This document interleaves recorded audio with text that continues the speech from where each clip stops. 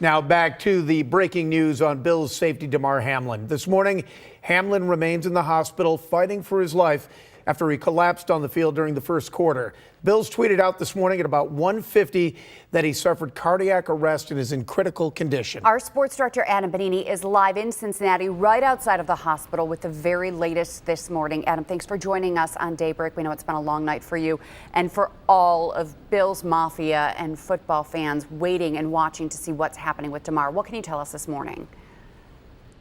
Melissa, Pete, really the advance in terms of the information in this story came from the Buffalo Bills, as you mentioned, just before 2 a.m., that they did confirm cardiac arrest. It was obviously a cardiac event, given the way he was treated on the field, but nothing more specific. The league would only say up until then that he was in critical condition here at the University of Cincinnati Medical Center. But the team advanced it.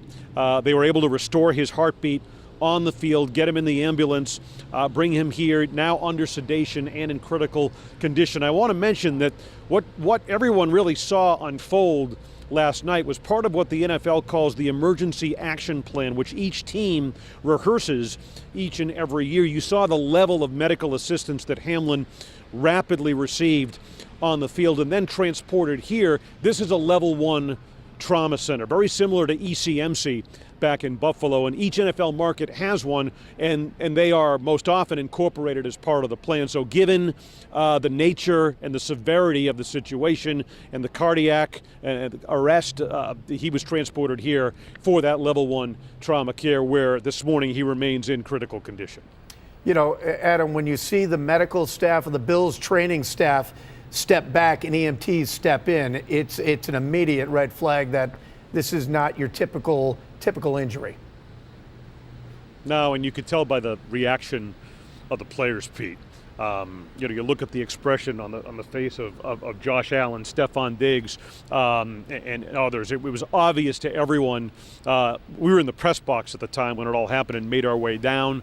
We got there just after they had held the ambulance so that Hamlin's family could get in there and accompany him here to the hospital. The obvious tension, the decision-making process that was going on with the National Football League about ultimately suspending the game. The league says that despite a report to the contrary, that resuming play was never under consideration. We were then escorted back out onto the field. They wanted us as far away from the locker room, any media, as possible, but a very difficult, emotional and traumatic situation that is left with Damar Hamlin here at this hospital in critical condition this morning. Yeah, well, so many people were trying to make those decisions about what's happening with the game. I think everyone did step back when they saw those tears streaming down the face of Stefon Diggs and so many other players in that raw emotion.